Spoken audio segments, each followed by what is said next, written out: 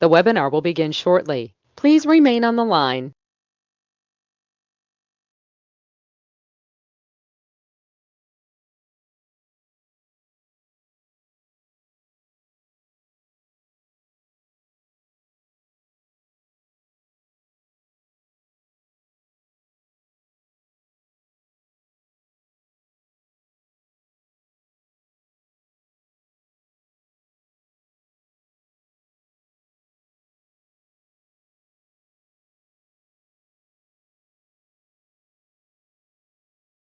The broadcast is now starting. All attendees are in listen-only mode.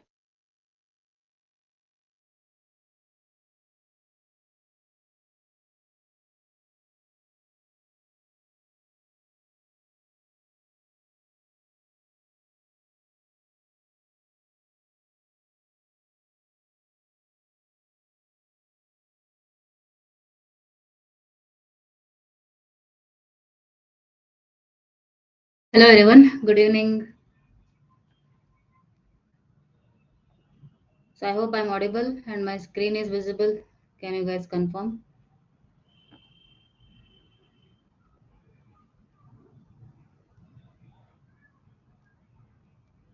Okay, thank you, Chetan.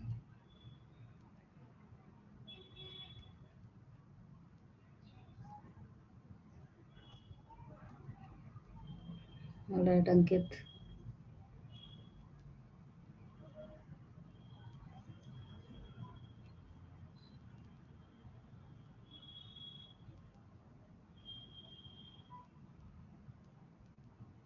All right, thank you everyone for confirming that it is audible. So let's start today's class with a brief revision about the last session. Yes, very good evening, Krishnanjali. So last class we have started with the operators, right? Where I have taught you certain operators like assignment operator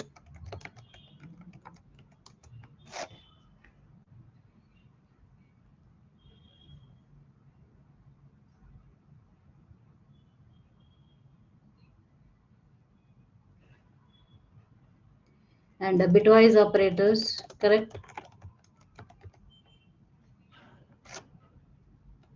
Logical operators. Then at last I have explained you the ternary operator, right? So with the example we have seen, okay, so how these operator works and examples for each of them, right? And also I have explained you one more operator, that is size of. So basically it is used to get the total memory allocation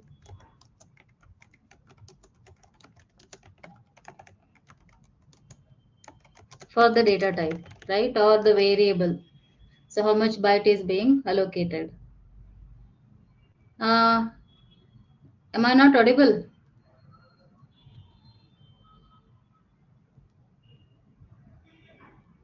Is it for everyone or only for Krishnanjali? Can anyone else confirm? Am I audible or not?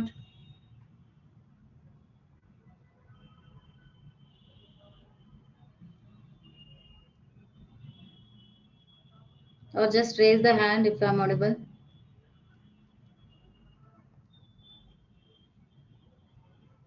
Okay, then I think I'm audible. Krishnanjali, just exit and join again.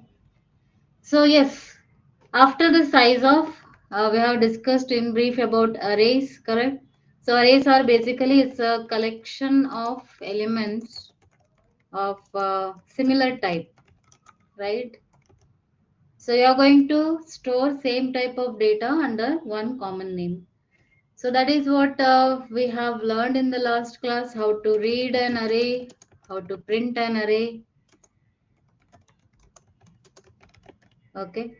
So memory allocation, how it happens continuously, and how to access them using index values, right? So these are the highlights from the last session. I hope everybody revised it, whatever I have explained you in the last class. Right. So if you have any doubt, you can post it in the discussion forum. So let's continue the discussion today. with one of the important concept in C, that is functions. Yeah, I think I have forgotten that. I will share it today, Harish. Okay. So notes and everything I will share it today. Fine. So can anyone tell me what is function according to you?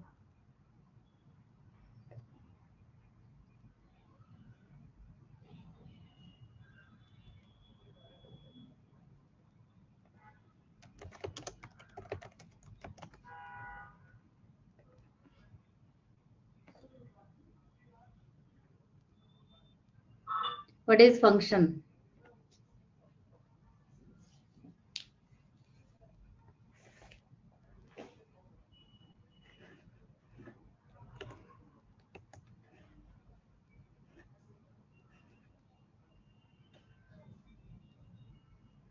Predefined primitives. Okay, some of you saying block which can be used repeatedly. Okay.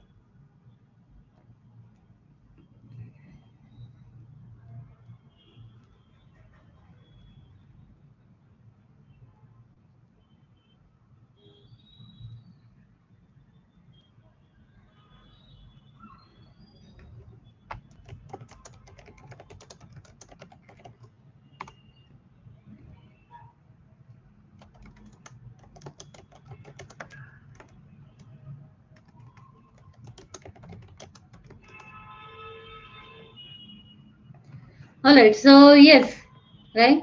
So it is basically a set of statement or a collection of statement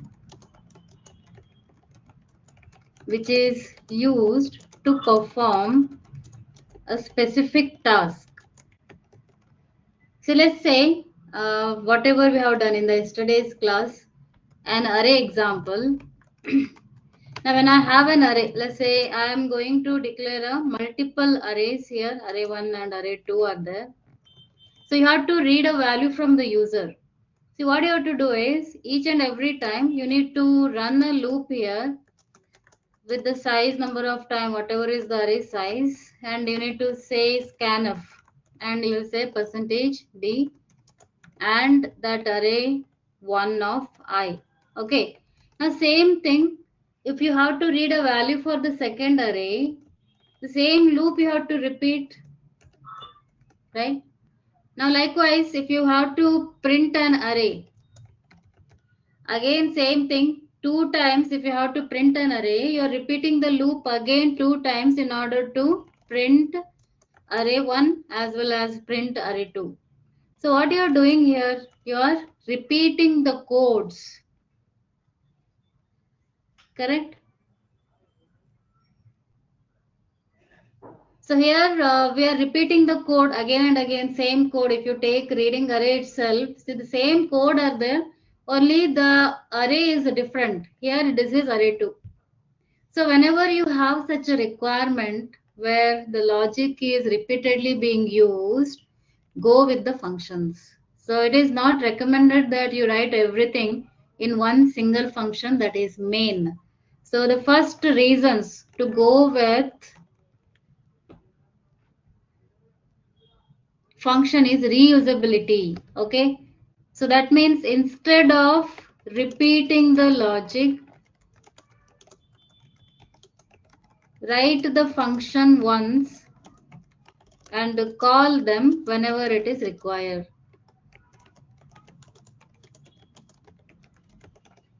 So here also you can see I can write a function called read array.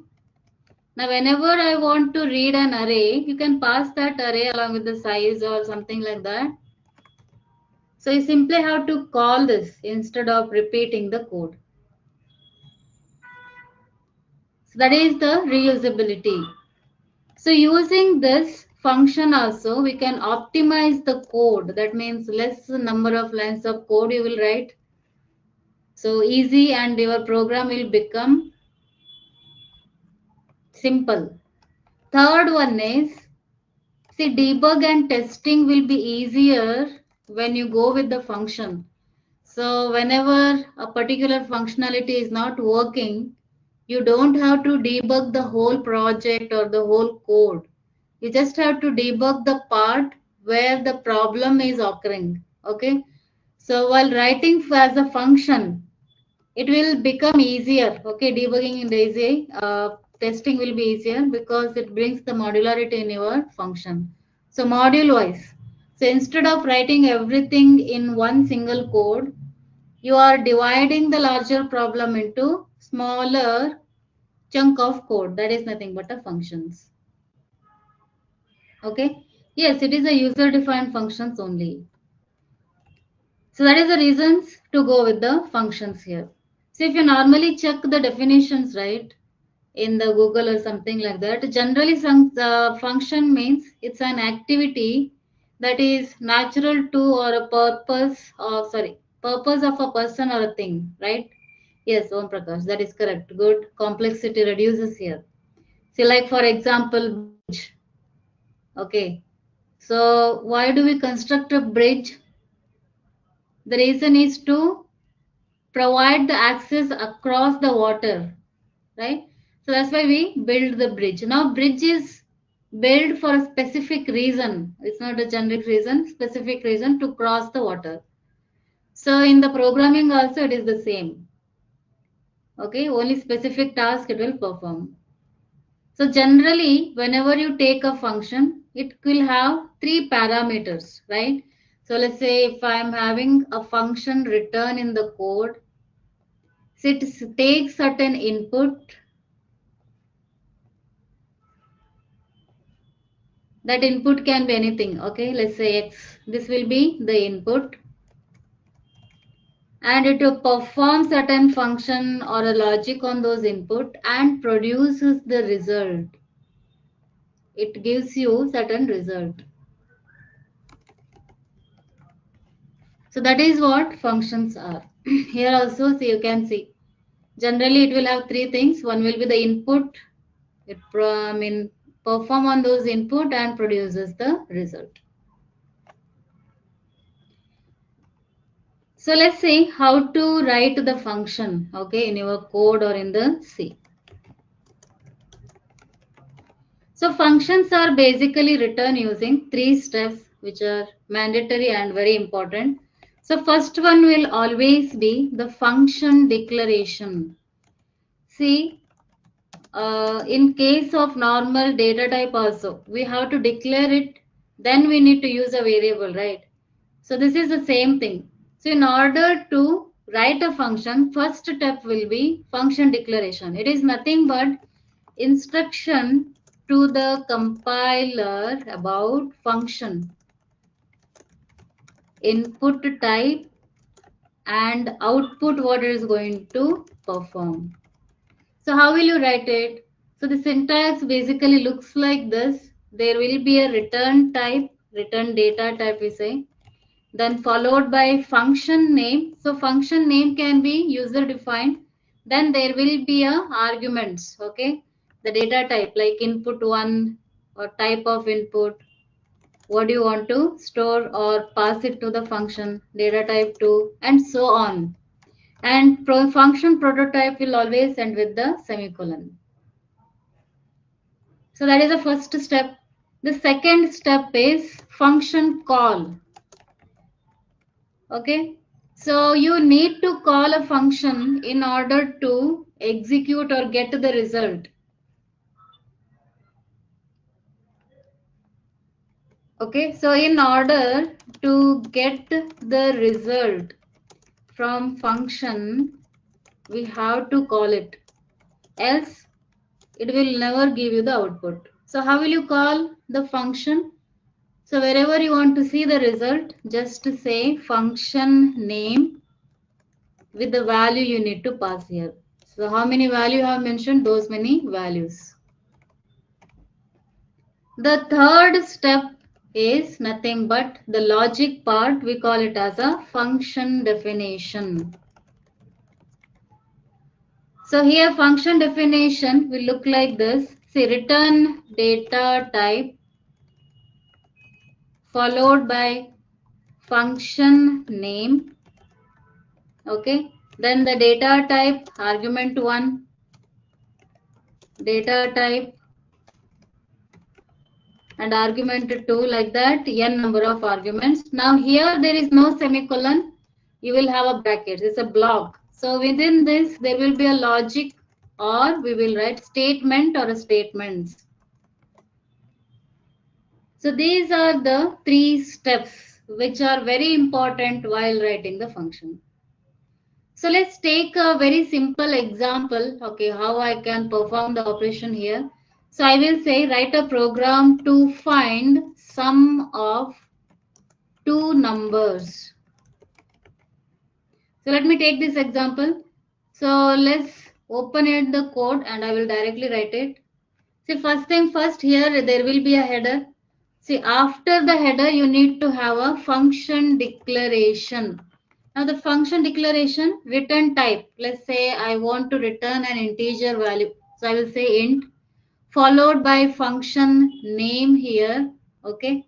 So function name, let me take it as sum of 2 numbers. See, always keep name for the function which is meaningful, okay, for the logic whatever you are going to write. Then 2 numbers means these parameters, right? Arguments are nothing but input to the function. So how many are there? You just have to mention the data type. Okay. See, let me write it here. See, return data type of the function basically defines the output from the function. Then arguments or parameters are actually nothing but input to the function. Like what kind of value are going to work with within the function. Okay. So here I will have this. Yes, I will answer Shubham. Just a second. First, let's see this one. So in order to find the sum, I need 2 variable here, right? Num1 and a num2. You can ask user to enter 2 numbers and add a scanf and say %d and num1 and num2. Okay. So once I have the values here, you call a function. So sum of 2 numbers. So which 2 numbers do you want to add it up? So this is nothing but num1 and a num2. Okay. So this is called as function call. So once I have done the function call, now here I will be writing the function definition, that is nothing but a logic. So int sum of 2 number, here you can say int num1 comma int num2. So I need to find the result here. Let's say sum, and I will add it up. Sum is equals to num1 plus num2. So this result, whatever I have in the num, right? So what you have to do, you can return the sum here. See, because I am returning a result, you need to collect it here, else it will be wasted. So after getting the result, I will print saying sum is equals to %d. Okay, here you print the result. Now if I run my program, okay, so it's asking you to enter 2 numbers, let's say 2 and a 5, say sum is 6. So this is how you can write a function. First let me explain, okay, the normal way. I will explain your doubt, what happens if I don't add a definition and everything, right? So here I have this code.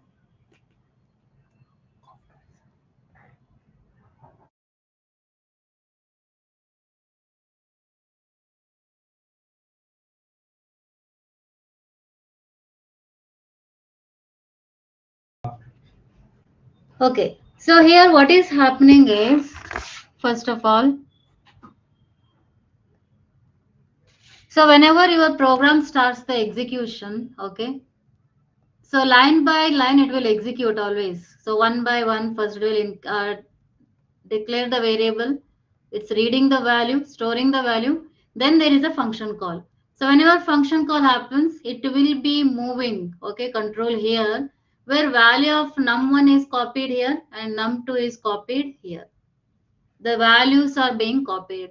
So after copying, it will execute the function again line by line. where sum will be found and it is returning a value of sum. So let's say if the value which I entered is 10 and 20, in this particular function it is getting 10 and 20, right? So which it is getting added up and stored in the sum, and 30 is being returned. Now that 30 is actually going back here and stored in the variable result. So when you print the result, it basically giving you it as a RES result 30. So that's what is happening here. Now in this, right, there are certain terminology you should know. So what are those? So first one will be, this is main function. So as I said, this is a function call, right? Add numbers. So here, whenever you are calling a function, you are passing certain arguments. These arguments are called as actual arguments or a parameter. Now in the function definition, you will have some arguments, right? They are called as formal parameters or arguments. Okay. So these are local variables anyway, and it's performing operation and returning the result. So these are some of the terminologies you should remember this, right? Now many of you saying, right, what if I don't have a definition here? Like this declaration part I will not add. So compiler will add its own definition. See, there will be a warning given to you if you run the code. Say implicit declaration of function. Okay. So there is error, right? So it will not work. So if you don't want to add a definition, then function should be added before the main. If declaration you don't want to add, then add the definition before the main. So either you follow this, or if you are writing anywhere else after the main, then the function prototypes are important. Okay, Harish and Om Prakash. And Shubham, you guys are asked, right? So instead of declaring, if I directly write it after the main, that will be error. So it will be not be matching with that. So it's mandatory, if you write a function after the main, add the declaration. If not, write the function before the main. Okay, so this is how you can write a functions.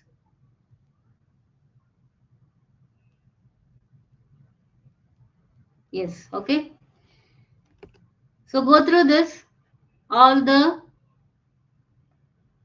especially this terminology. What is actual parameter? Okay, formal parameters. They are very important. So technically that is what they are called as, and everything else, whatever I have told you, is available in this video.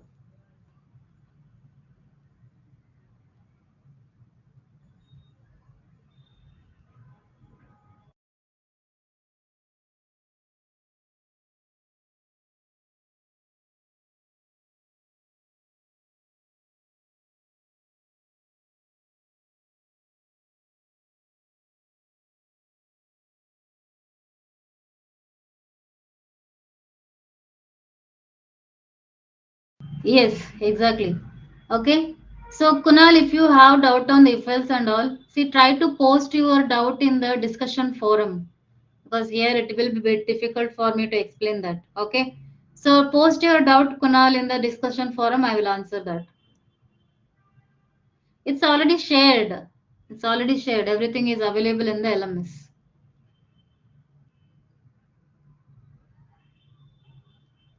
No, it is not possible.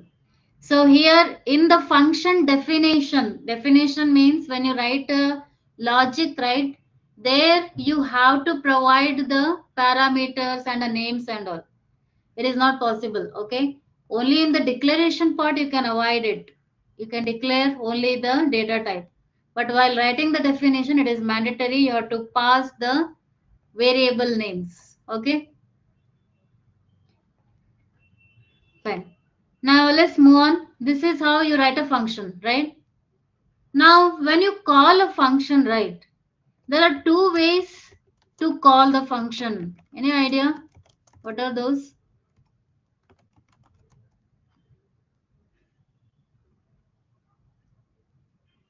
So there are two ways, two different ways you can call a function.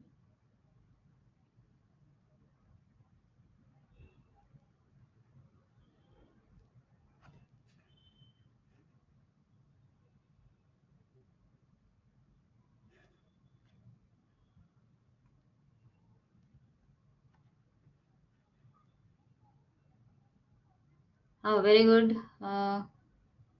Visaha, right? Okay. Harika.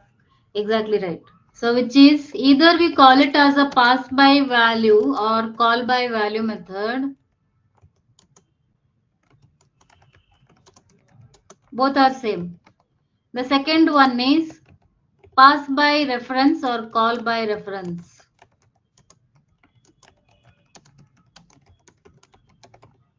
So there are two ways, okay, you can call a function. So this particular way, whatever I have explained, it is basically pass by value method. So first we'll discuss this pass by value. See what is the meaning of pass by value here. So let me take one example of modify function where I am having a num. So where I am basically modifying the value of the num here, and then there is a main function. Okay. So and I am having num here also, which is having value as 10. Printf, or let me call the modify by passing the num, and let me print the value after modify. So what will be the value of num if I print it after the function?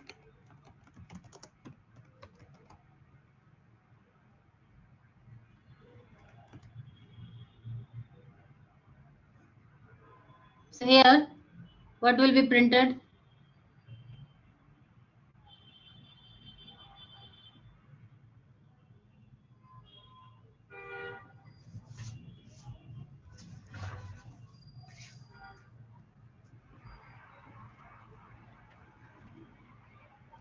So anyone?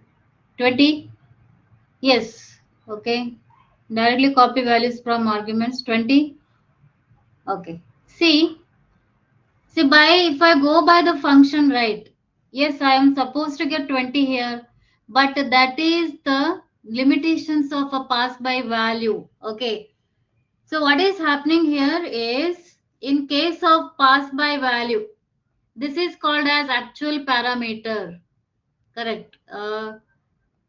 In that PDF I told you. So this is a formal parameter and this is actual parameter.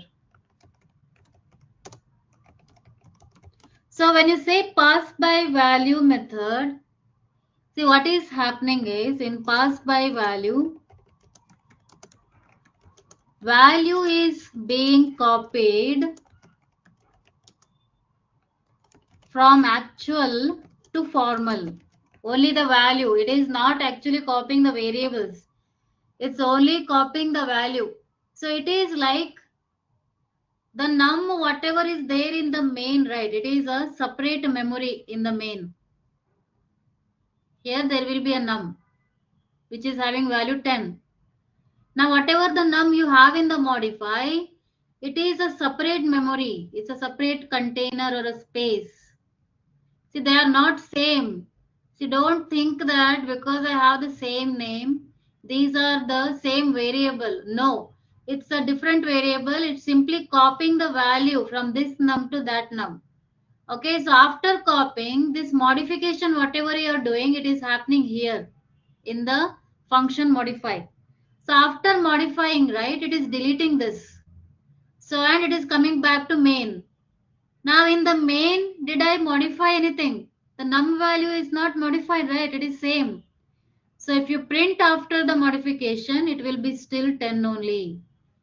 So what I'm trying to say is in the pass by value method,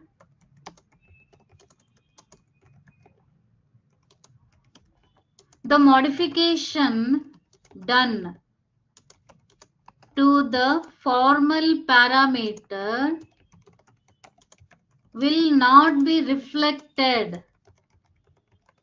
in the actual parameter. Okay, because they are different variables and the memories. They are not same. It's simply copying the value of one variable to another variable. Yes, exactly. So this value or variable, whatever you are using, it is only valid in the modify. Whatever the num you are using in the main, that is only valid in the main function.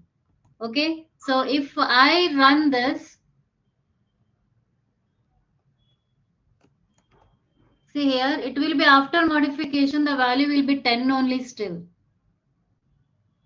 Yeah, so scope and everything is, see, blocks, right? The scope will be different here. So now what if I want to get that modification in this particular num? Is that possible? Yes, I will answer your question, as many of you already know this, right? So if I need to get this, whatever the modified value, what I can do, right? That may be many of you having a doubt. So what we can do? We can use a return here. Okay, so return statement. So basically you can add a return num. Now the value whatever is being returned, you have to collect it in the same variable in the main. So now after modifying 20, okay, that 20 it is being returned to num in the main function. So now it is replacing the old value with the 20. Yes, Roshni, that is correct. Okay, and also if I am returning something, the return type has to be integer, else it will not work. Yeah, I will come to that part later on. Okay. Now, so because I have only one value, I can return it. Somehow I can collect it in the function. Right. So now it will work fine, not an issue. So now I will be getting after modification the value as a 20 here.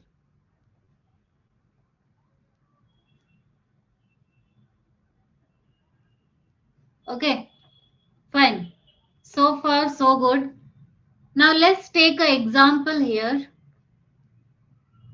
Instead of modifying just one variable, I would like to modify two.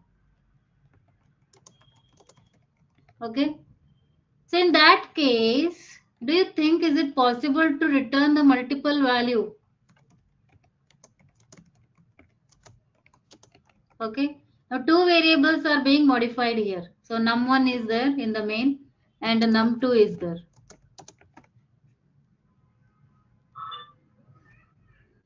So after modifying, I should be getting this, right? Num1 and a num2. But the problem with the pass by value method is you will not be able to return the multiple values. Although if you try to return, right? So this is a comma operator will only return single value.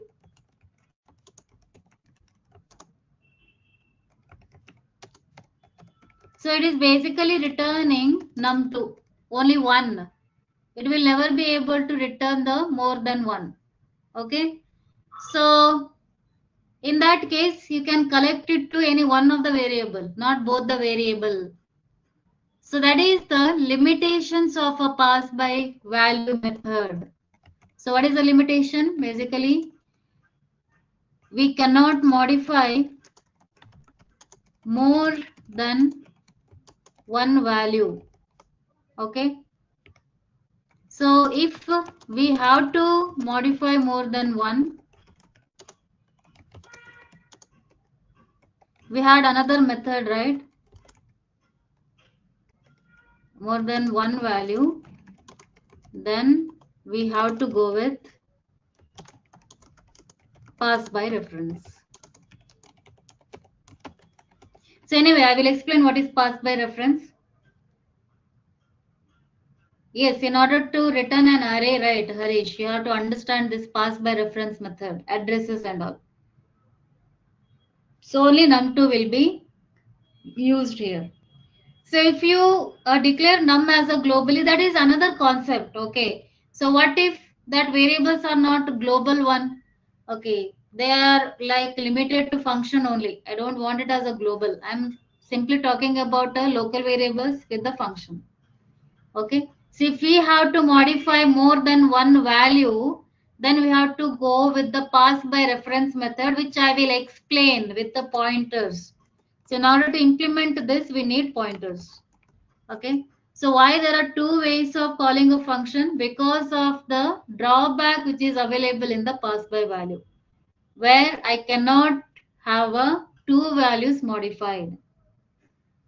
Right. So this is what pass by value method is in the function.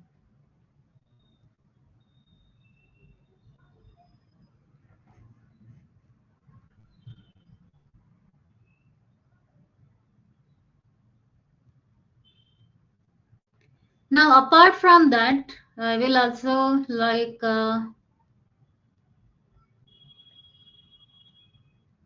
some points with respect to function parameters and all. See here you are using variables name, right? Same. Can I have a different names? Like actual parameter names will be different, and the formal parameters name will be num1 and a num2. Is it mandatory that we need to have a same names here?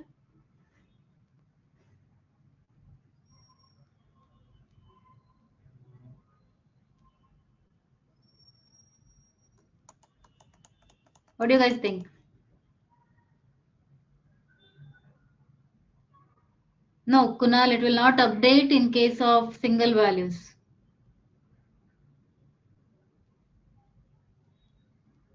Okay. See, it is not mandatory. We can have a different names. So actual parameter, formal parameters, variable can be different because they are different variables here, right? So it is possible. It is not mandatory to have the same name. Okay, always remember that. And pass by value, or whenever you call a function, it basically copies the value from actual parameter to formal parameter. Okay. So I hope you guys are understanding this.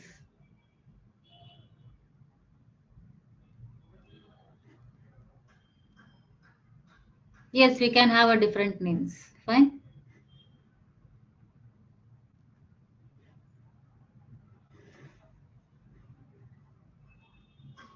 Fine. Okay. So now I need to explain pass by reference method in a function.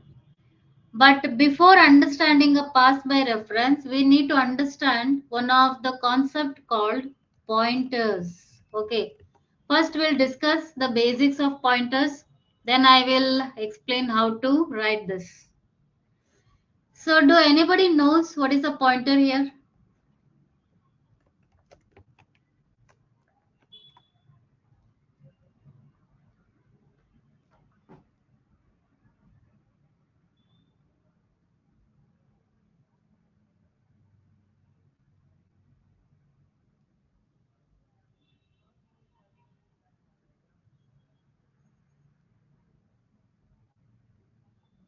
What is pointer? Address of a variable. Good, fine. Okay. See, pointer is normally a variable. Okay, it is nothing different. It's like a normal variable only. But instead of storing the value, it's a variable which is used to store the address of another variable. Okay, address or a memory location. Okay, so what is the meaning of this? See, whenever I declare a variable like num, let's say, or if I have a character ch. See what happens whenever you declare a variable, it basically allocates certain memory or bytes to these variables. So in the RAM, so according to the data type, some bytes will be allocated, right? So let me take num. See, these are assumption, okay? I'm assuming certain address, but in the programming, it will be different only. And I have a 2000. So here the values are 10 and here the value is a 8. Internally it is anyway ASCII. So let's assume it stored the alphabet C. So here I have these addresses, right, variables. We call it as a reference also, memory locations also sometimes. So how will you like these memory locations, if you need to access them and if you have to store them somewhere in order to use it in your program, you need a variable. Okay, because these normal data types or basic types are used to store the information or a data. Okay. Now here it is not a data, it's a memory location. Okay, these are memory addresses. So that's why we need a separate variable to store these memory location, that is nothing but a pointer. Okay, a variable, a memory to store these addresses are nothing but a pointer variable. Correct. Okay. Now see, because I'm storing a value, if you go with the normal data type itself, it allocates certain bytes or a memory to those.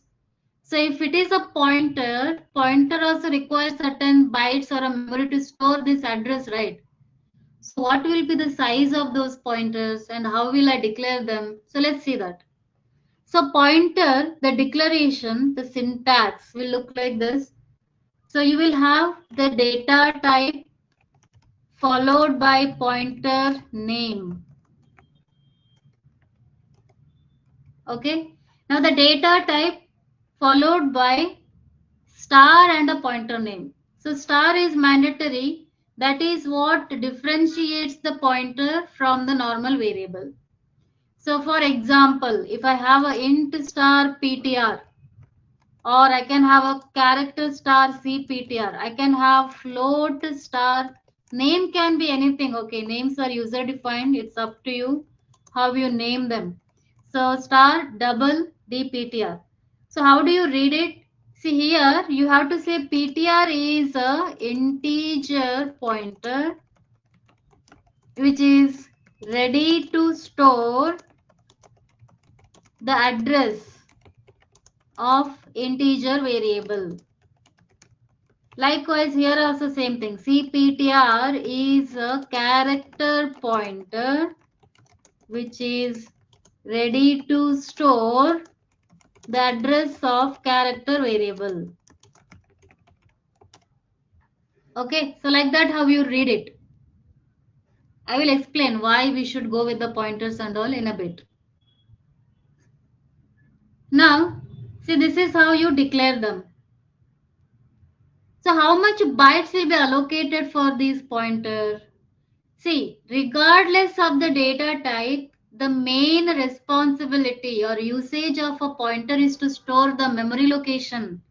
Whether it is an integer pointer, character pointer, float pointer, all these pointers are used to store the address. Now that address, right, the memory location or address depends on the bitness of the system. So bitness is nothing but whenever you explains the configuration about your laptop, right, you will say mine is a 32-bit system. Okay, so many of us have a 64-bit system only. So that is nothing but a bitness. So it is basically the capacity of a processor, so processing the data at a single time. So in 32-bit system, the memory addresses, right, they will vary up to 32 bits. So the size of pointer will be 4 bytes in that case,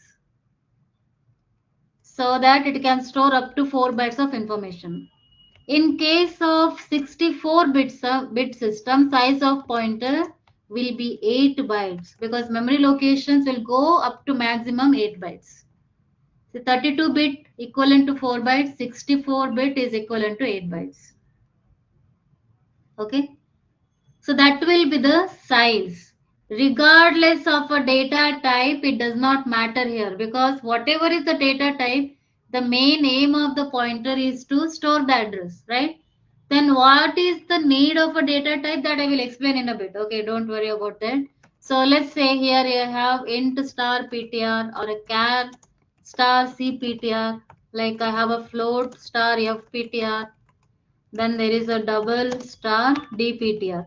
So if I check the size of, yesterday we have seen finding the memory location.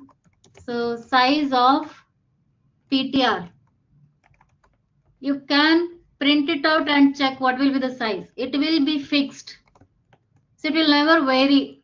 Okay, so size of cptr F pointer, floating point, and a double. So if I run, mine is a 64-bit system. See, all those pointers are getting allocated with the 8 bytes. Okay, so the memory allocation will be fixed depending on the bitness of the system here. It will always be 8 bytes of memory.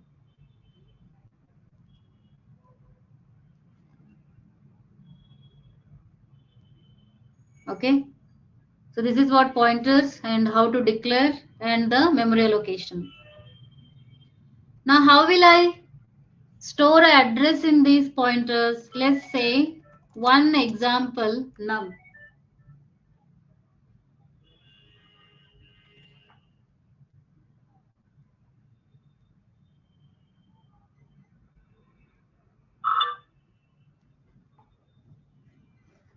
Okay, and if I need to store the address of a num, so the type of pointer should match with that variable. So let's say I have a num in the memory location. If I assume it as 1,000, so I need to store this address. So how can I declare it? What should be the type? So pointer type should be exactly matching with the variable type, and you have to say some variable or value you need to store it. None will be how to get this address.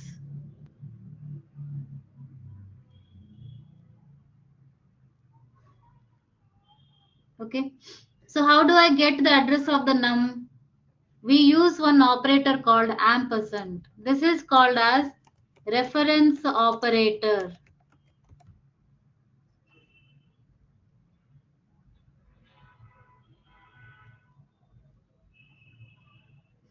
Yes, Harish, that is correct. Okay, so we use AND operator.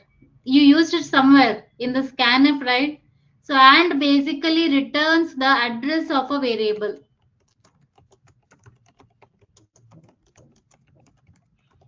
So here also you have to do the same thing. So you have to say AND num. So pointer will allocate it with the 8 bytes. I'm assuming my system is a 64 bit. So pointer will be allocated with some memory. Let's assume it as a 2000. Here in the pointer, you will be getting the address of a num and it will be pointing to num like this.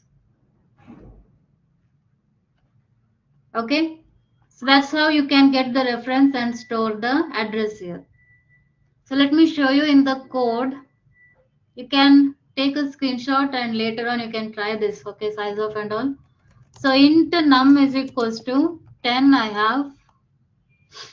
Then here I have int star ptr is equals to and num. See, you can print the result. You can go with the percentage d also. Okay, not an issue. I will be using percentage p format specifier, which will be capable of storing or printing 64-bit values. Okay, so you can say and num the address. Now how will you get what pointer is storing? You just have to say the name of the pointer when you simply say ptr. See, name of the pointer can be anything, okay? I'm just taking ptr. It can be any value or any name. So both will be same because pointer is pointing to the address of num here. So you can observe.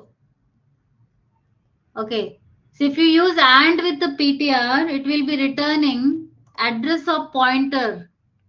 Okay, if you say AND here and it basically returns address of a pointer, not variable.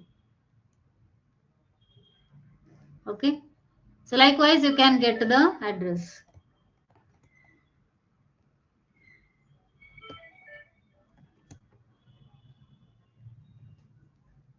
Yes, I have sent the code in the chat.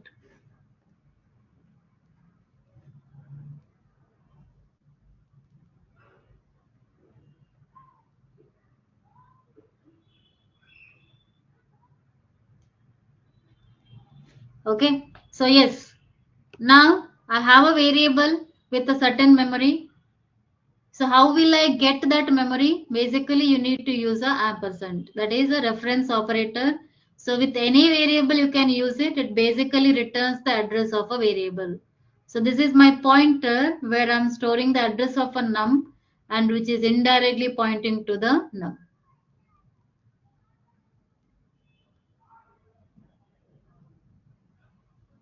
Okay.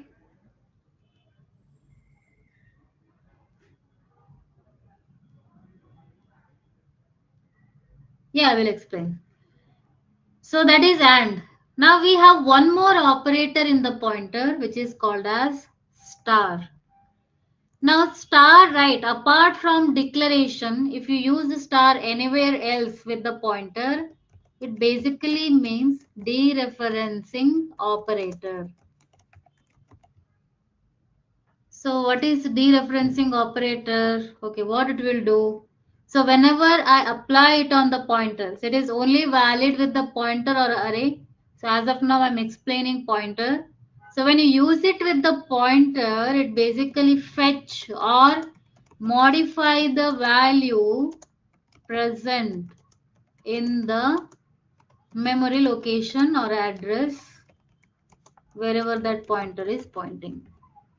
So like for example here, if I say star PTR, apart from declaration, if you use star on the pointer anywhere else. So meaning of star PTR means, see, the name of the PTR will be representing the address star 1000. So basically you are saying go to memory location 1000 and fetch the value as of now. So it will return the value present in that address, that is 10.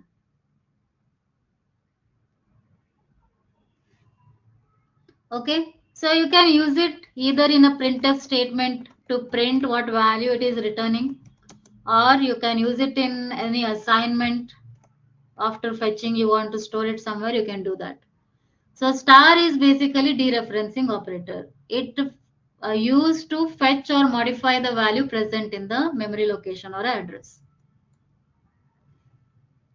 Right? So here also you can see the same thing. This will give you the address. If you use a star with the PTR, it returns the value present in that memory location. It's similar of accessing the variable of num. See, at last I have the value 10. So these are the two operators which are very important when it comes to the pointer. One is referencing operator in order to get the address of a variable. Other is a star, which is a dereferencing operator. So either you are going to fetch or modify the value. The modification I will explain. As of now, I am simply fetching it.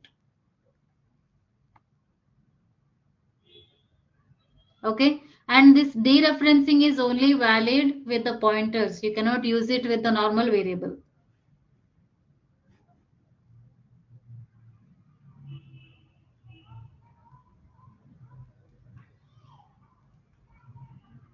This is a declaration, okay? Cycron, this part is declaration. In the declaration, when the star is used, it is called as a data type. Including star will be the data type here. Okay? So apart from that, if you use it anywhere else, then only it is a dereferencing. In the declaration, it will be considered as a data type. It's not a dereferencing operator. So that's how you can make a differentiation here. Now modification. Okay, so take a screenshot of this. I'm going to change the code, right? Now let me remove this.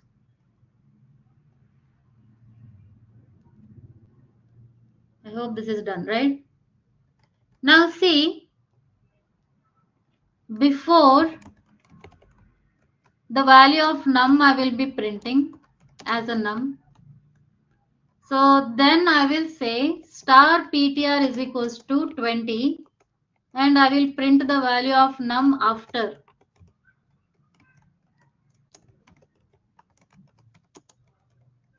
Okay. So here what is happening in this case?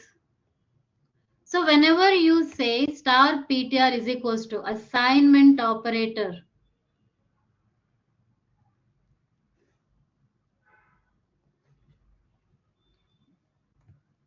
when you use this here in the assignment operator, it basically means star 1000 is equals to 20.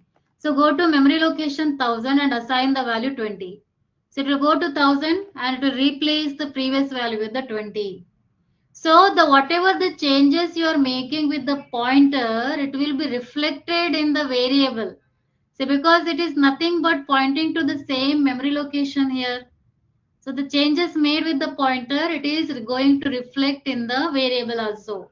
So if you print after that, it will be having value as 20. See, before it was 10, after modifying it is 20. Okay. So Harish, your question. See, if I can go with any variable, let's say if I have a num and if I try to store address of a variable, here it will not be considered as address. It will be considered as a data or a value. We cannot see, it's possible you may be able to store this, but the meaning will change. Now it will not be considered as address, it will be considered as a value if you don't use a pointer. So each variable has its own purpose. Okay, so the concern will be different here. Fine, so that is what dereferencing is.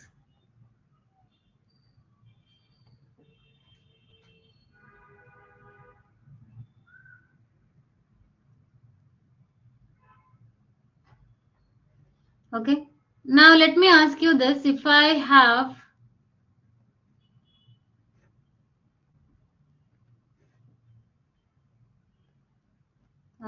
in the notes, I will ask you. So let's say I have a floating point variable with the value 10.5. So how will I store the address of this? What should be the type of a pointer?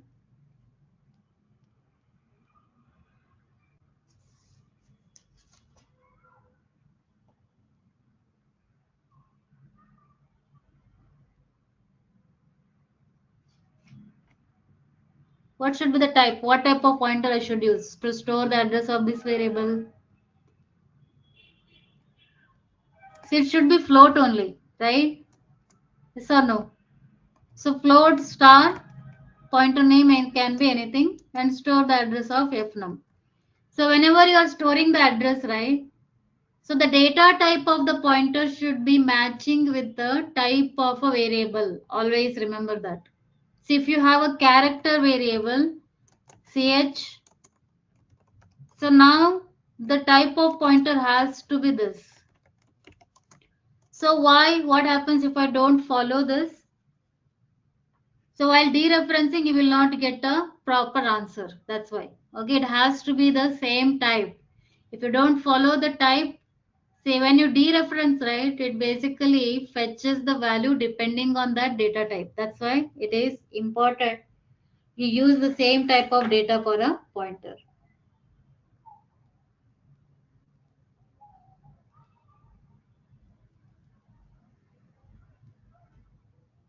Okay.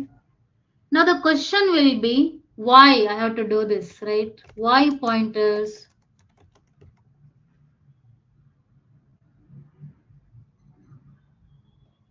Yeah, that I will explain, Girish,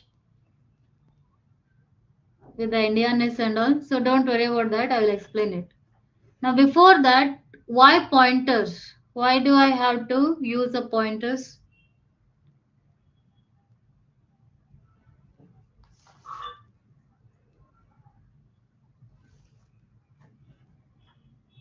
So first reasons to go with the pointer is pointer is basically accessing the address here, memory location, right? So I told you that C language is a middle level language. So when you go with the pointers, it basically converts the middle level coding to low level.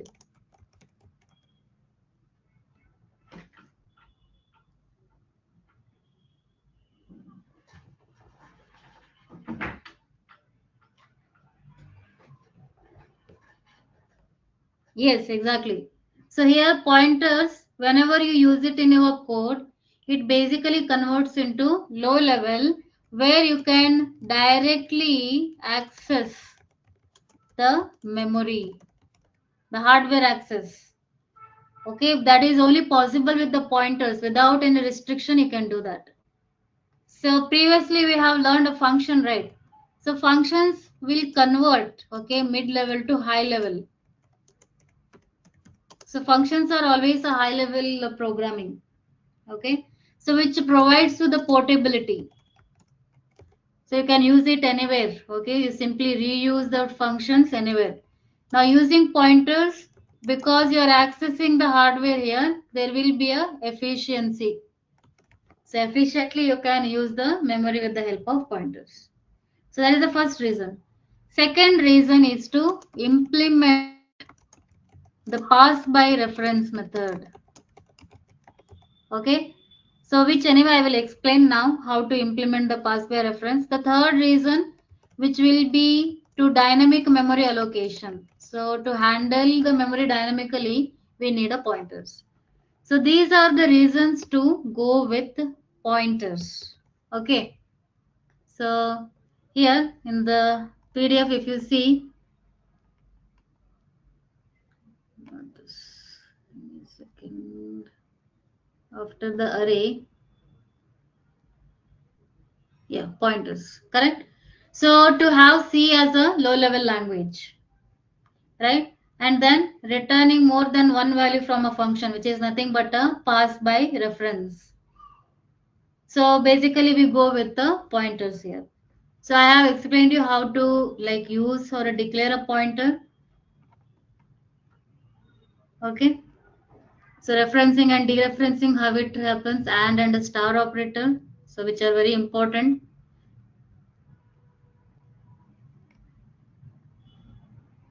So you can also print the value with the help of percentage %p, basically returns the address in a hexadecimal format. Okay, and a dereferencing will either fetch you the value or it will modify the value.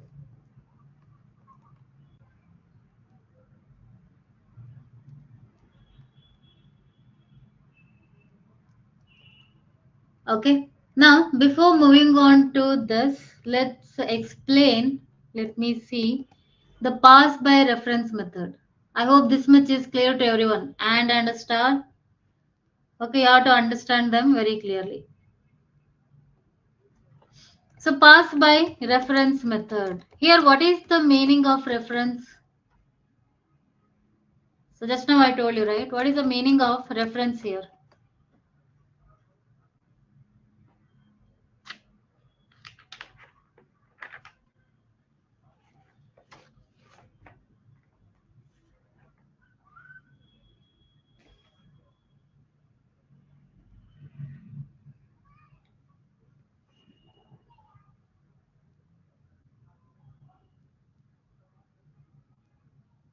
What is reference?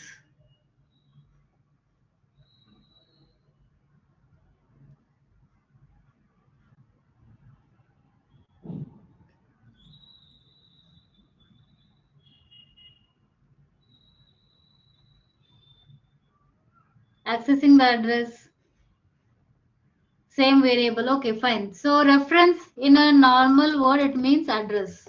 Okay. So in a normal function, you are calling the function by passing the value, right?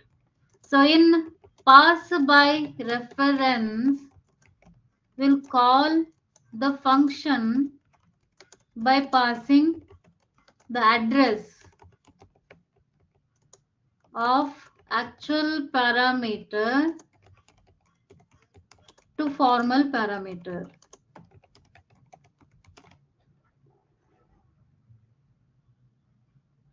Yeah. So let's understand this, how it works. So we'll take the same modify function, okay, where I want to modify the value. So then I have a main function here. In the main, I will be having two variables. Let's say num1, which will be 10, and num2 will be 20. So if I print the value, see here, before modify function, it will be 10 and 20. Now I am going to call a modify. So once I call the modify function, if I print the value here after modification, it should give me the modified value, right? So that was not possible in the pass by value because it will never be reflected in the original variable. So they are different one. Okay. Now how can I do this or achieve this using a pass by reference? So modification, whatever I do in the function, it should be reflected here. So what I'm saying, you need to call a function by passing the address of actual parameter to formal parameter, right? So how will you pass the address? What I need to use? So here I should pass an address of a variable while calling. So how will you pass an address now?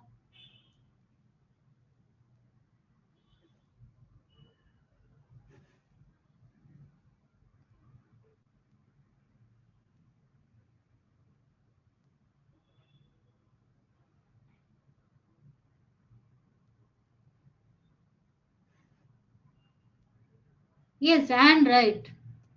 So and num1, comma and num2. Now if I am passing the address here, so I need to collect it in the function. So how do I collect a function? So in order to collect a function, I need a pointer. Let's say pointer 1 int star pointer 2. Okay. So what is happening is in the function you have two variable, that is a pointer. In the main you had two variable num1 and a num2.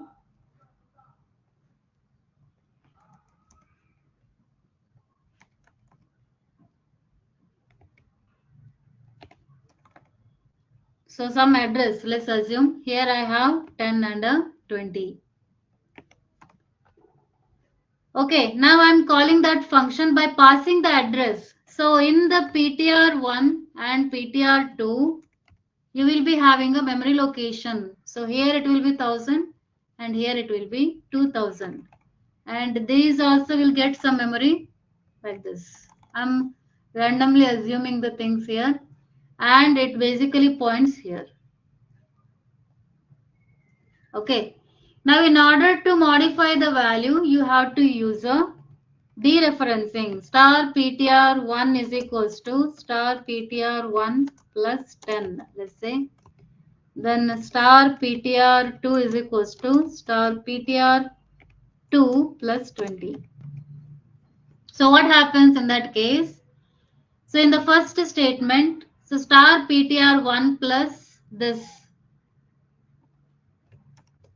So star PTR1 means it is 1000 is equals to star 1000 plus 10.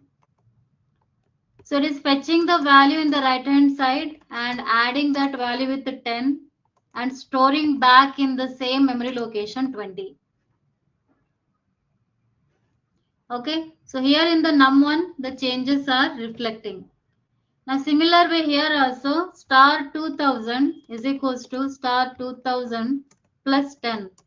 So it's basically modifying value and then it is storing back to the same memory location, which is 30 here. It is 20. Whatever is the value, 20 plus 20, it will be 40. Right? So 40 is being replaced. So after replacing this pointer, once the function execution is done, it will be deleted. Okay. Now I'm coming back once I done with the execution. So after that I am printing the value. So what value is there in the num1 and num2? You can see I have a modified value. So now tell me, do I need anything to return here?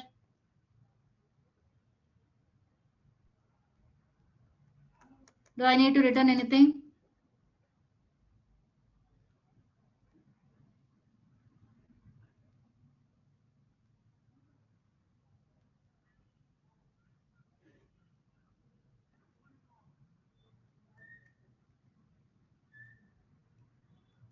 No, right, because it is directly reflecting. So it is not required. So that means the return type of the function will be void here. Okay. So that is pass by reference. So if I execute the code, so I need to use hash include io.h. See, before it was 10 and 20, after it is 20 and 40. So this is nothing but a pass by reference. This function does not require to return anything because the changes whatever you make, okay, in the actual, sorry, formal parameters will be reflected in the actual parameter when you go with the pass by reference. Reference is nothing but it's another a name or another variable which is accessing the same variable indirectly. In this case, it is a pointer. Okay. So we normally use this pass by reference very commonly in one program. That is, write a program to swap two numbers using functions without returning it. Okay. So how will you swap a two number?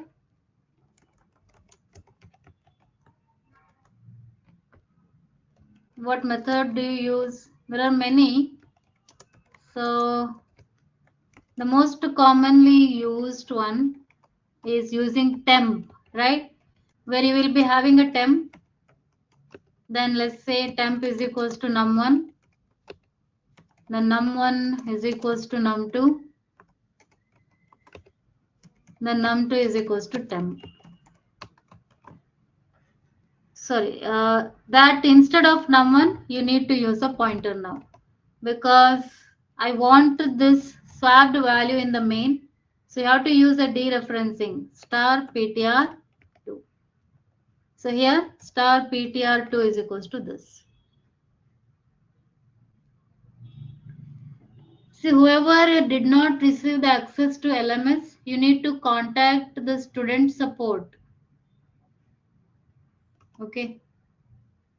So you can mail them support at the rate emertxe.com. So related to LMS, right? I don't have any access to like provide any access and all. You need to mail support at the rate emertxe.com. So they will provide you the access. Okay. If anybody hasn't got the access yet, you can contact them.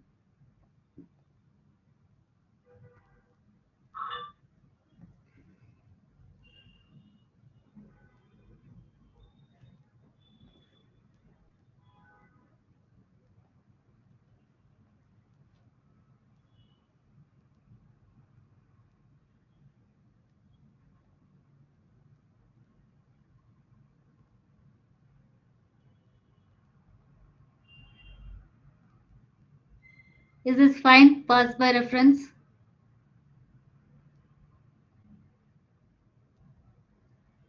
Pointers, how it works.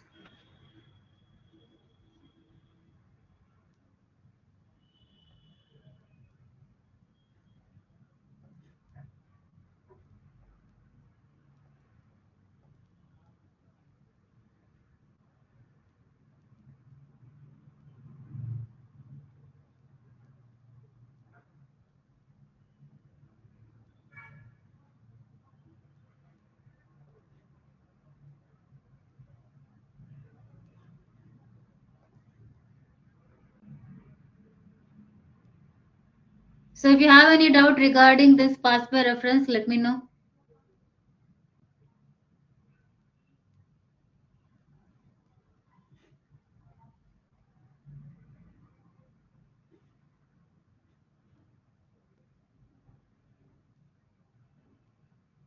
So you can take a screenshot of all these examples and also see these examples are available in the LMS as well. Once you can open this, let me show you.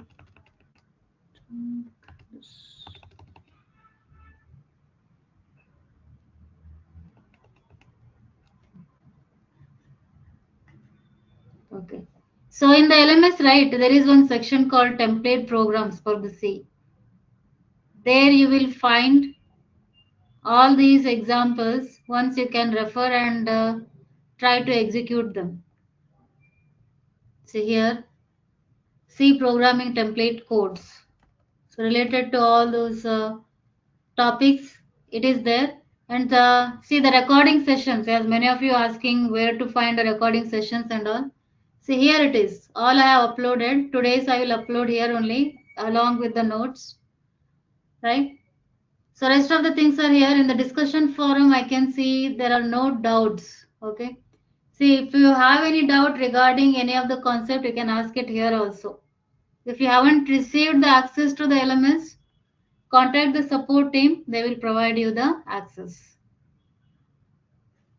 Okay. So that is about pointers and how it works. Right. Now, what will be the difference between this pass by value and the reference? So this method, right, basically copies the actual value of an argument into the formal parameter of the function. And here in the pass by reference, it basically copies the address of the argument into the formal parameter. Address it will pass. So in case of pass by value, the changes made to the parameter will not be reflected. Okay, it is not going to affect the actual argument. And inside this function, whatever is the changes you make, it basically reflected in the actual parameter. The reason is address you are accessing here. Okay, so whatever the changes you make with that address, it will be reflected. Fine. So there are some examples of that. This is pass by value, so which we already seen.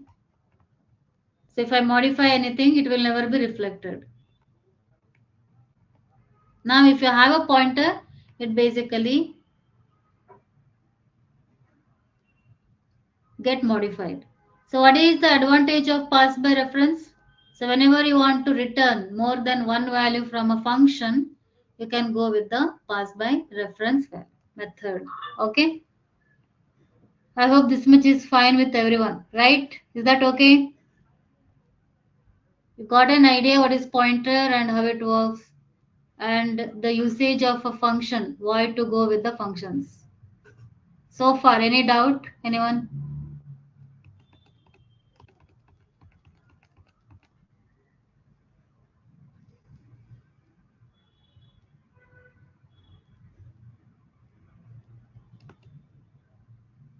Yes or no? Please reply. Is this okay?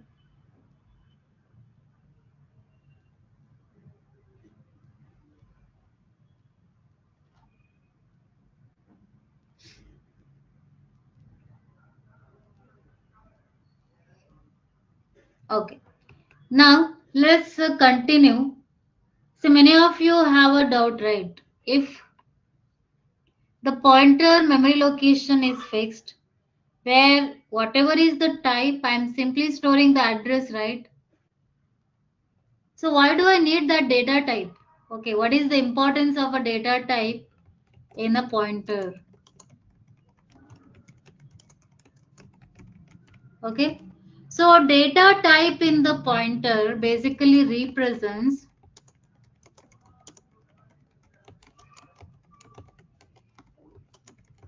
fetching, right? So it basically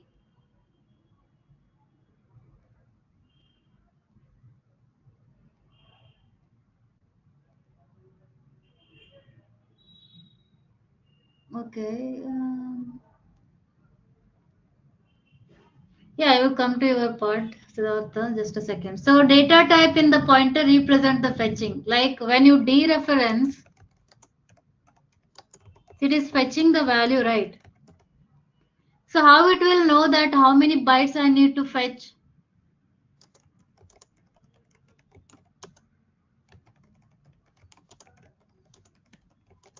So that is nothing but a data type. How many bytes needs to be fetched from the address is actually known by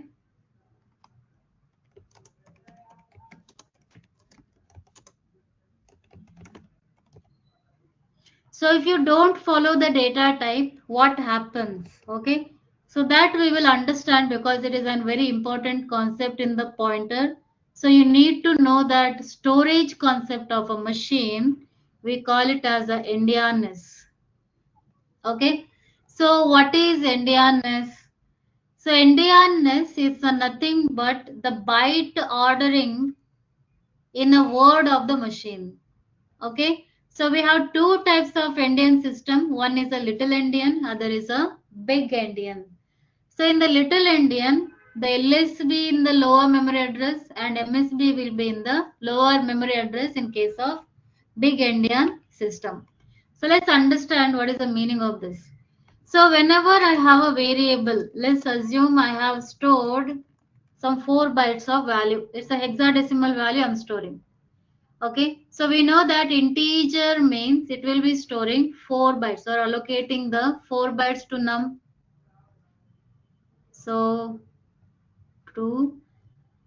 So that 4 bytes is actually combination of 1 byte each. So that is the least addressable unit of memory.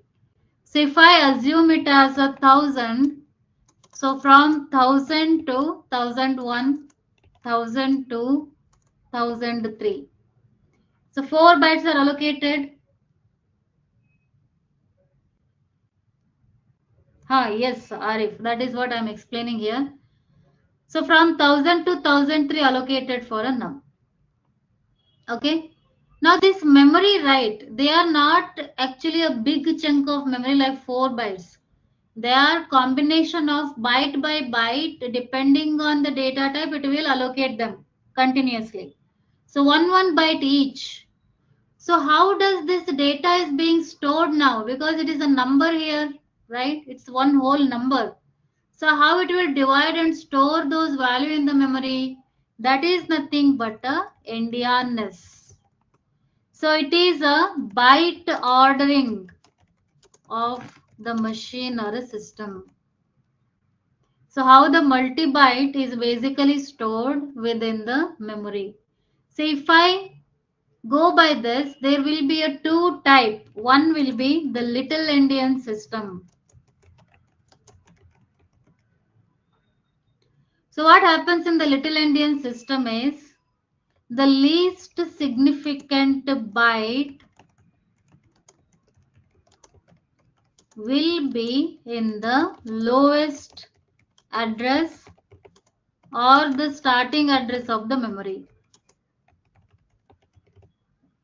So if this is the value what I have given, so in the hexadecimal, 2 digit will be equivalent to 1 byte. Okay, so from the right side, if I group into one byte, so least significant byte, what is that? It is 78. So 78 will be in the least memory. That means the starting memory like this. Then I have the next value is 56. So it will continue. So 56 will be here. Then continue 34 will be here. Then continue 12 will be here. Okay. So that is what happens in the little Indian system. So whenever you fetch a value, it will rearrange and reorganizes the data and it will give you the original data back.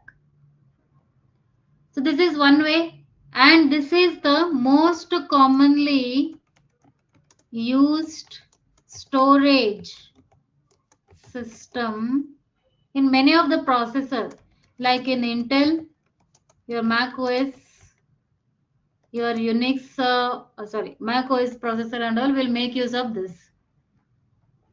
Okay, where little Indian system will be used.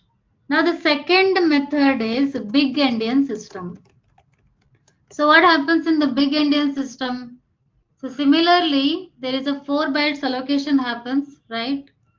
So here instead of least significant bit, here MSB, that is most significant byte, will be in the least address or a starting address.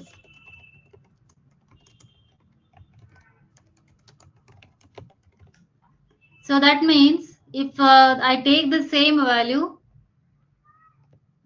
so most significant byte means this 12.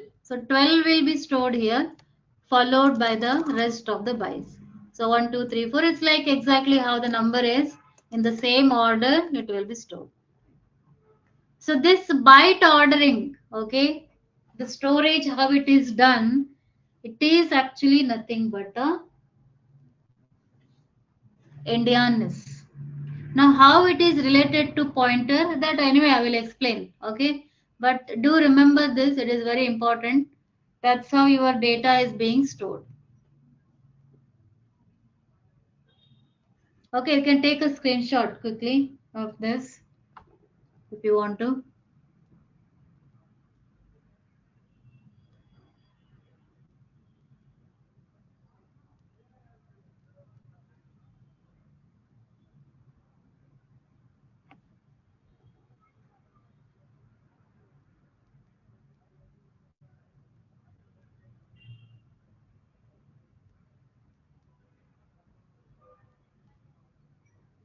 Bhumika, in case of C, there is no assignment, but if we have given some practice program, you can practice them. Okay. So this is for big Indian system. Now, with respect to pointer, let's take the same example here.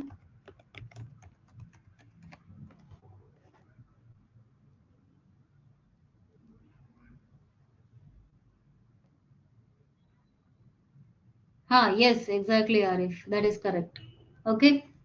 So I have a num here. Then, so in order to store this, let me take two pointers. One will be, see the difference. Why I need to follow the data type. Else what happens if I use any type of pointer? Let me take a character pointer and store the num like this. Okay. So if I take a little Indian system, for example, my system or my processor is Intel, which is a little Indian system. This is how it is stored. And I have two pointers now, one here and here. So this will be the PTR. This is going to be CPTR. Let's assume the address of this is 2000 and this will be 3000. Okay, both the pointer will store the address, not an issue. You may be having a warning, but still this will work. So both are pointing to this. See, understand the pointers, right, will only be knowing the base address.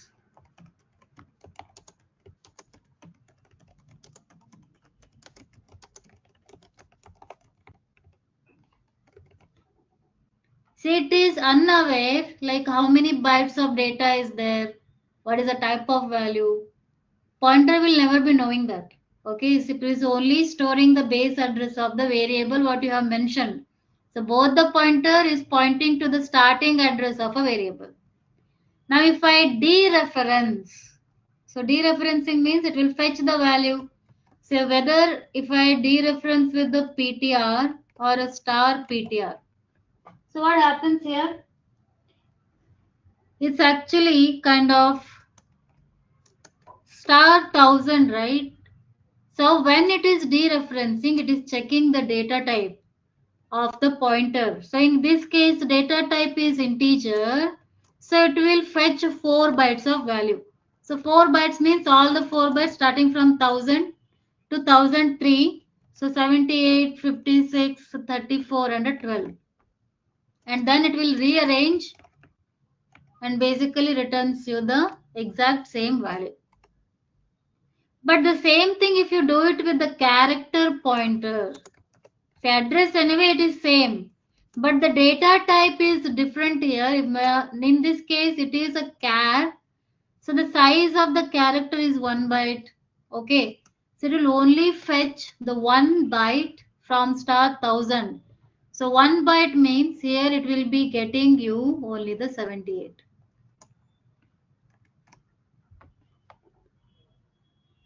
So this is why the data types are important.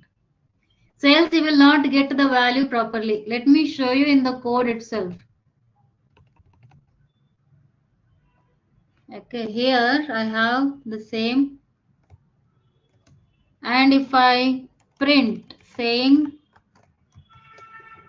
percentage x, because it is a hexadecimal, we are going to print a hexadecimal using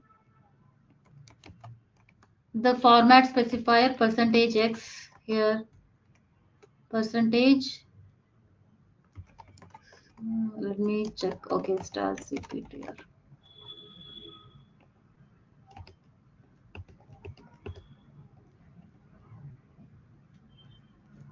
So that's okay. You can simply do this. See, in your local system, it will work fine as you do the type conversion.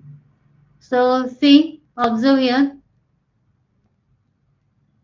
First one I am getting the value exactly, but the second one I'm only getting the first byte, not all the 4 bytes.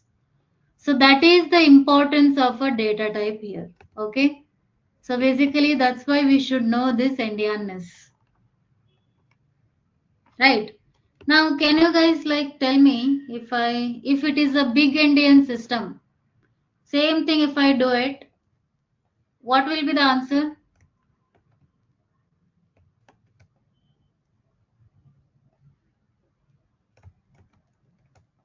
So I have 2 pointers and I will be making it to point to that num, right? So if I dereference in case of big Indian, what it will print? If I say star ptr and a star character ptr.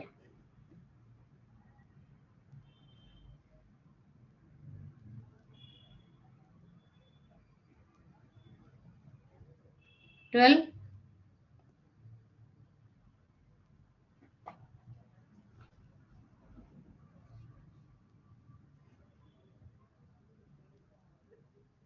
Yeah, Ashwin, I will come to this. Your doubt.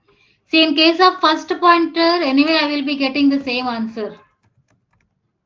But in case of second one, because it is a character, it's only fetching 1 byte, right? What is the value in the first byte?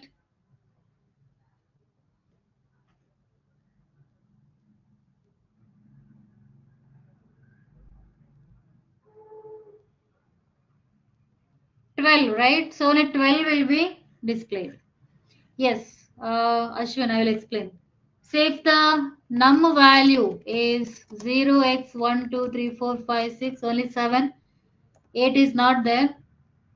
So you group them. Okay, so when you group this value, two digits into 1, so 1 byte, 1 byte. In the last one, it will be 0. Okay, so in the little endian, this will be stored like this.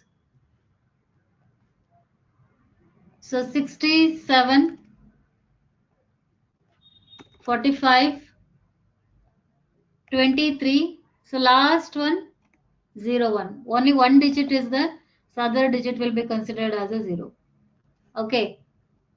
So in big endian system, it will remain same as this.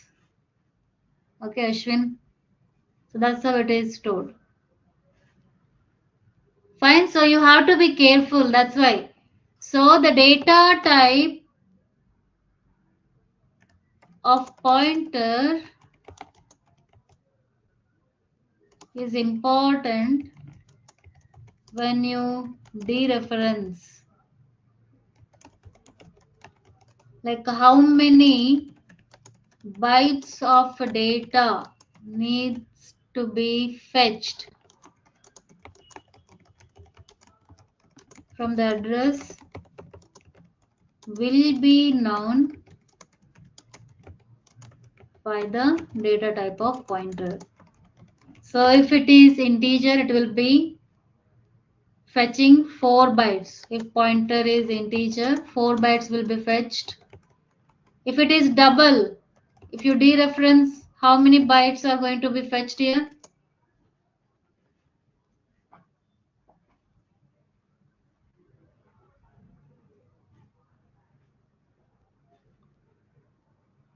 So if I dereference this pointer, how many bytes will be fetched?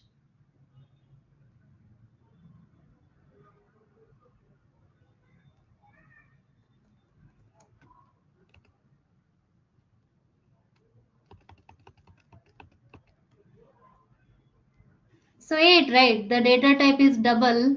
So the size of the double is 8 bytes will be fetched. So like that, depending on the data type. Okay, so that is the importance of a Indianness. So the same explanation is here, you can see. So as a summary, okay. So Indianness basically is very important, right? So this one, observe the code. Before that, so once go through this example and let me know if you have a doubt. So everyone, I hope this is clear. Any doubt regarding this Indianness?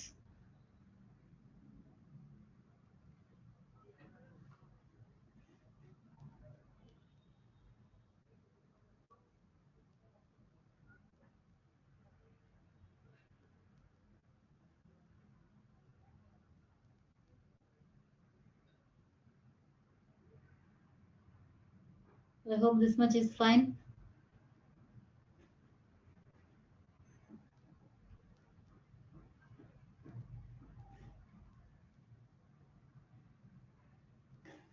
All right. Then what do you think the output of this program is?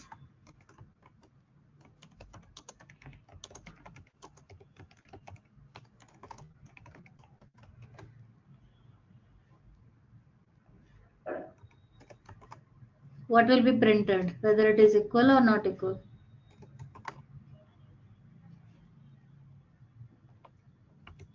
So understand, I'm passing the data type. Check what kind of data type I'm passing.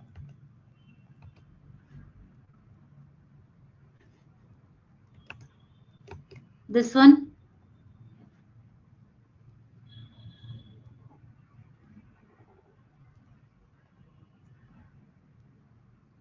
Yes, Arif, that is correct. Because the value is a hexadecimal, I'm using percentage X. No, it's not equal. Okay.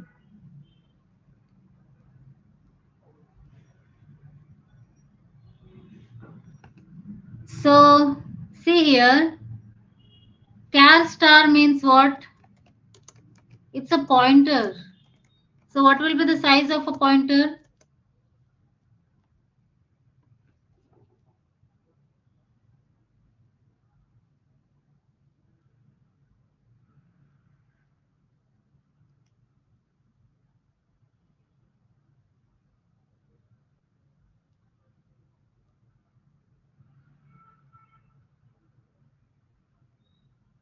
What is the pointer size? See, char star is basically a pointer. What will be the size of a pointer? Pointer size will be 1 byte, Jai Surya. In the beginning, I told you, right? So, size of the pointer basically depends on the bitness. 4 bytes, not bits, it is byte. So, if I consider it as a 32 or a 64-bit system, either it will be 4 or 8 bytes, depending on that. Now, I'm comparing with only the sign modifier I'm using. Again, it is a pointer. See, don't check the data type long and all. Check the star. It is a data. It's a pointer. So regardless of the data type, size of the pointer is fixed. Okay, it is not 1 byte. It's a pointer size. So it is basically depending on the bitness. Either it will be 4 or 8 bytes. It's always be equal. So data type does not make any difference in the type. So it is going to be equal. Okay, so you can check with the int star also. Then also the size of the pointer will be same.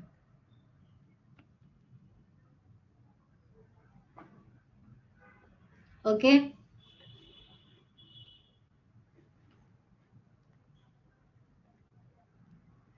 So I think at the beginning I told you this code. I have actually executed some code. The size of the pointer, regardless of the data type, size will not change. It will remain same. So that is one. Let me ask you one more.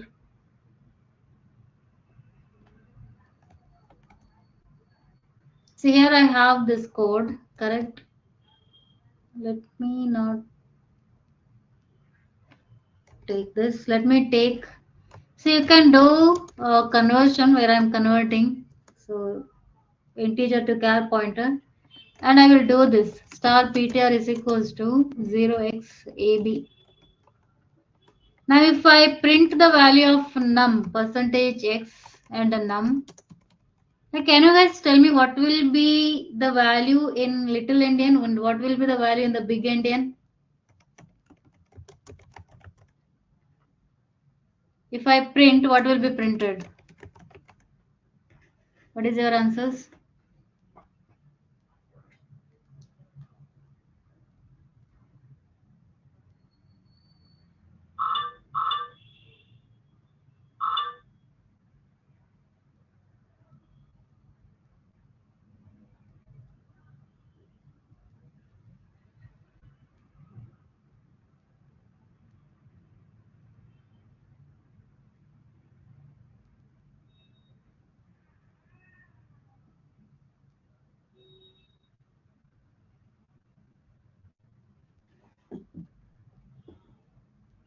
Same, both will be same. Are you sure? See, check again. So what I'm doing some modification. Let's take the little endian system.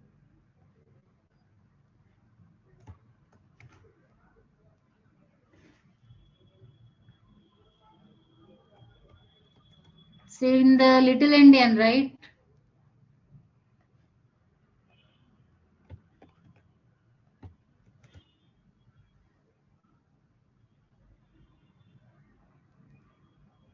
Percentage D will print the decimal value, Ashwin. But what do I have here? Hexadecimal. If it is a normal decimal value, yes, you can use percentage D. But I have hexadecimal. Percentage X is used to print a hexadecimal value. Okay. Now, see, after storing it in the little endian, I am doing this right. Star CPTR. So that means it is dereferencing and modifying how many bytes? See, only first byte is by being modified. That means 78 is being replaced, AB, in case of little endian. So after modification, if I print, it is basically giving in the place of 78, it will be AB. In case of big endian, 1, 2, the first value is being replaced. So in the place of 1, 2, it will be having AB.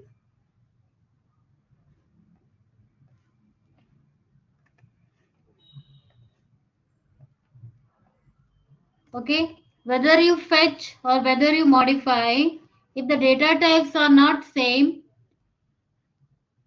it will modify according to the data type of the pointer. If it is a character, it will be only modifying the first byte, not the whole number.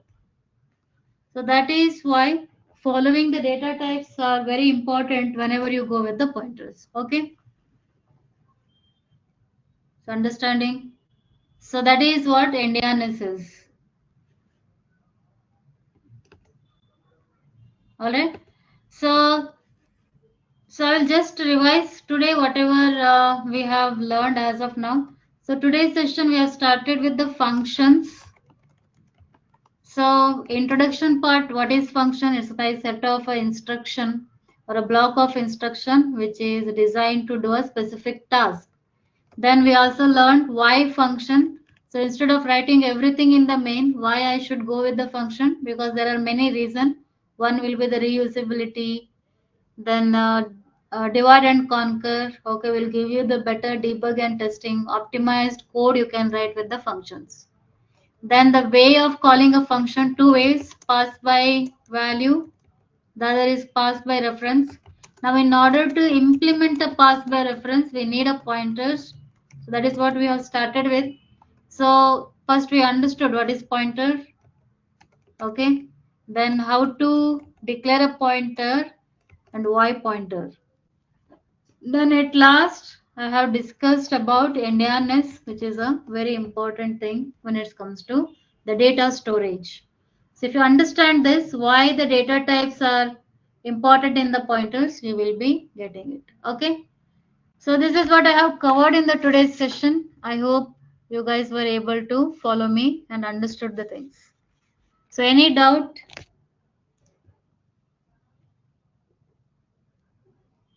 So let me know if you have a doubt. Else we will stop the session here for today. We'll continue with the same pointers tomorrow with respect to null pointer, void pointer, and we'll continue with the rest of the things. But I hope whatever is explained in the today's class is okay.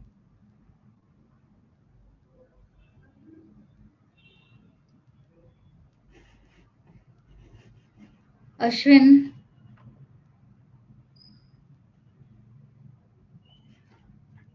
this is invalid. Your question. You cannot do this. Syntactically not possible. This is invalid.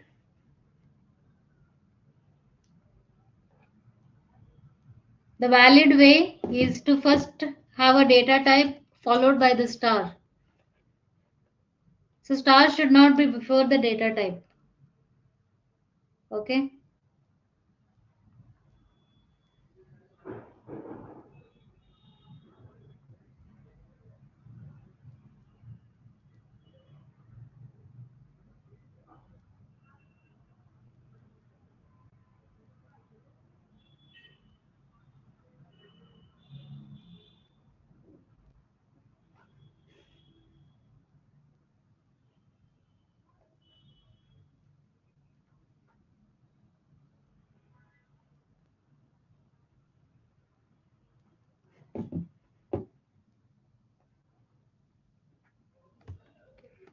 Okay.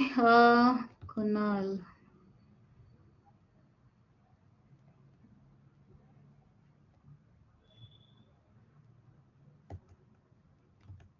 So the notes I will upload it here. Okay, you can refer it whenever you want to.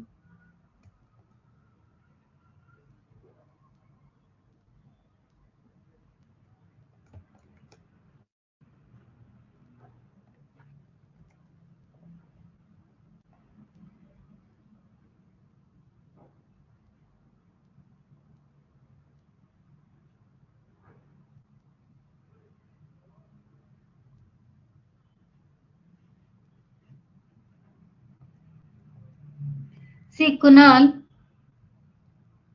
about your doubt, right? So if you want to check 5 conditions, then we don't use a loop. We go with if else. That is the first doubt. So try to use the if else. Loops are used whenever you want to avoid the repeated. So whenever you want to go with the repeated execution of a statement. Okay, we go with the if else to check different conditions. So like you can go with the if condition 1, you will write another statements, else another condition for another statement. Okay, so likewise. And as if little Indian, because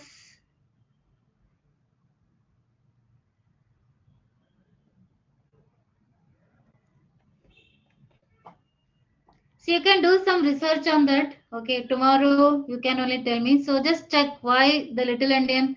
So you guys, one homework is there. So check why little Indian is used commonly, not a big Indian. Okay. So once you can go through and do the research on that, tomorrow we'll discuss that.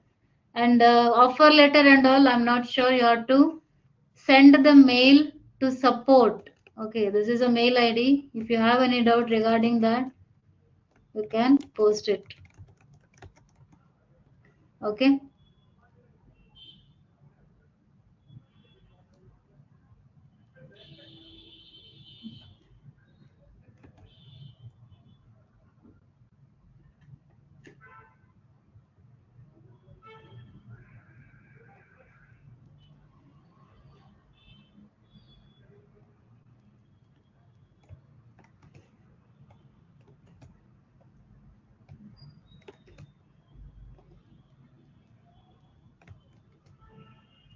So like this. Okay.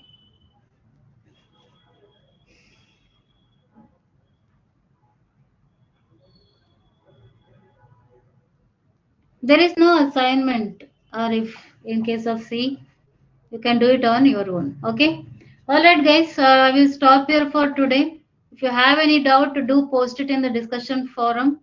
I will reply it there. Okay. Thank you, guys. I will see you guys tomorrow with the same timing. So please do attend it. Bye, everyone. Thank you and a good night.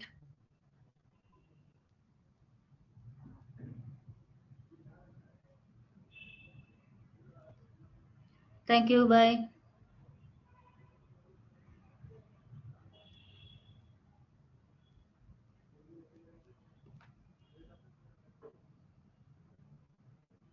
There are no attendance, Sai Kiran.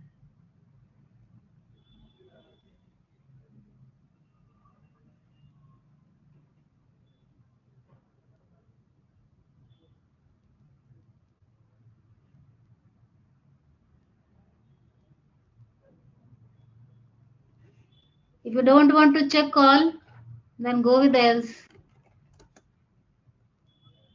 See, it will execute only if the condition is true.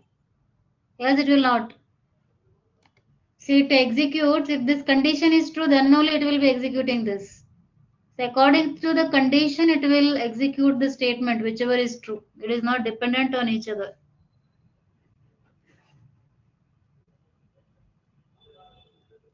So mail them saying that you don't have access to the LMS,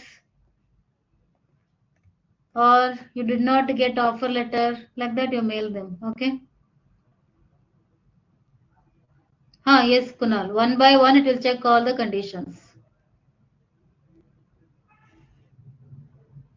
Yes, so same thing you can ask in the mail.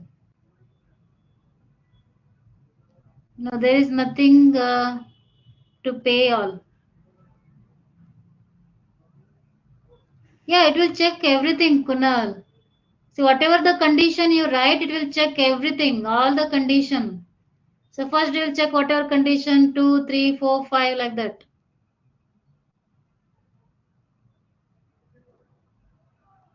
So try this code. This is one way, or you can go with the if else if, like that. Okay. So fine, guys. I will see you tomorrow. If you still have a doubt, so you can post the doubt in the discussion forum. Okay. I'll get back in the discussion forum. Post your doubt there. So all right. See you tomorrow. Bye, everyone.